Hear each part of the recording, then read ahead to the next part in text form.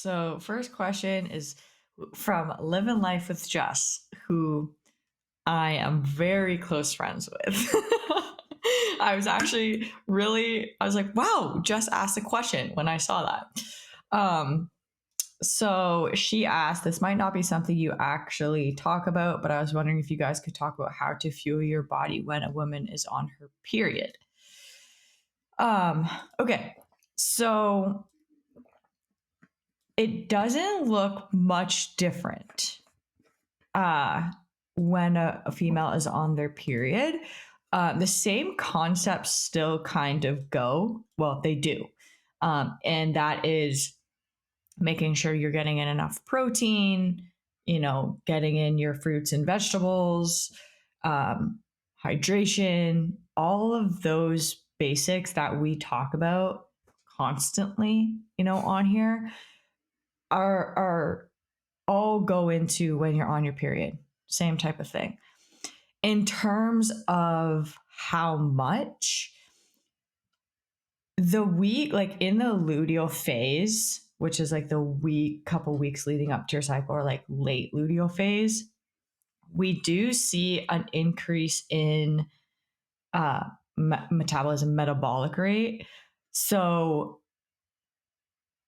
you can have more calories during that time, but I just don't want people to like run with that, right? So it's not like an abundance. It's not like a lot more. I would say like 200, 300, more calories. And you still want to have most of that coming from like real whole sources of food, right? Like, yes, if you're more hungry and like you have more cravings, and totally like you could have the chocolate and you can have that stuff. I don't want people to like restrict themselves during that time, because that can end up, backfire in terms of overeating. But it's definitely okay to have a few hundred extra calories if you feel like you need it during that time.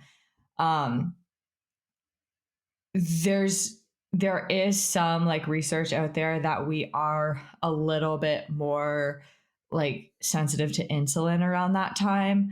Um, but personally, like I don't change a whole lot with clients with their menstrual cycle.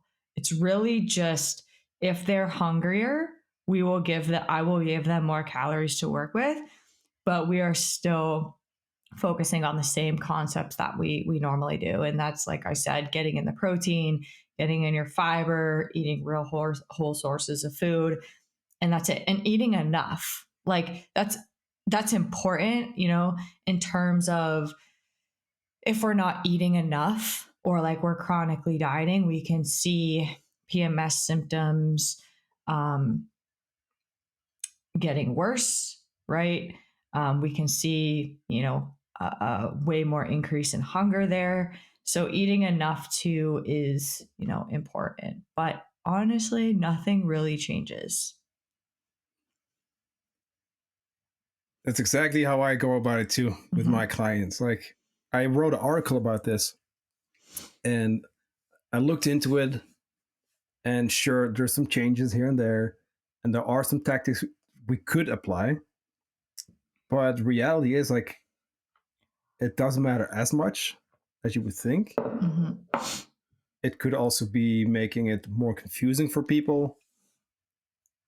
I said I said that wrong in terms of the insulin, didn't I?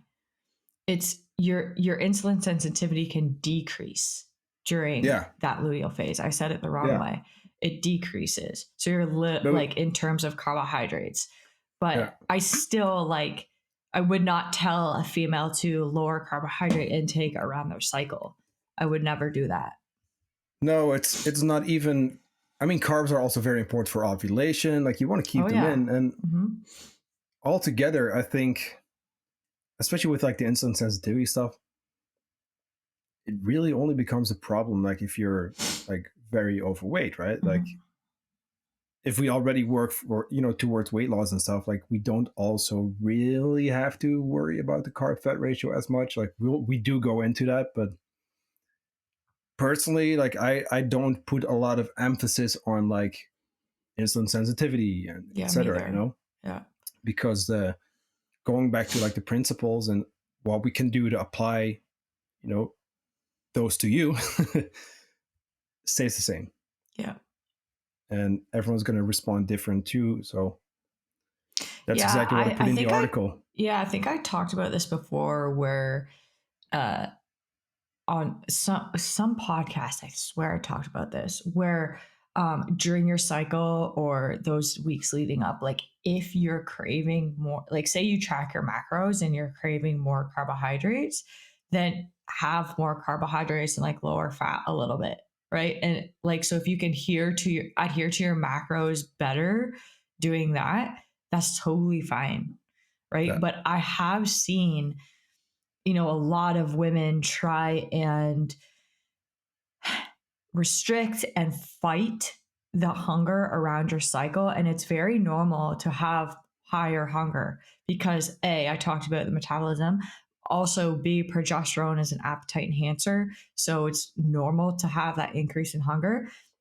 So instead of fighting it and like trying to restrict your calories, actually just give yourself permission to have a few hundred extra calories, right? So you're having like 300 more versus like 1,500, 2,000 that you could have if you ended up, overeating or binging because you were trying to restrict so much. And really you're just having a normal physiological response, right? It's okay to nourish your body with more calories during that time if needed.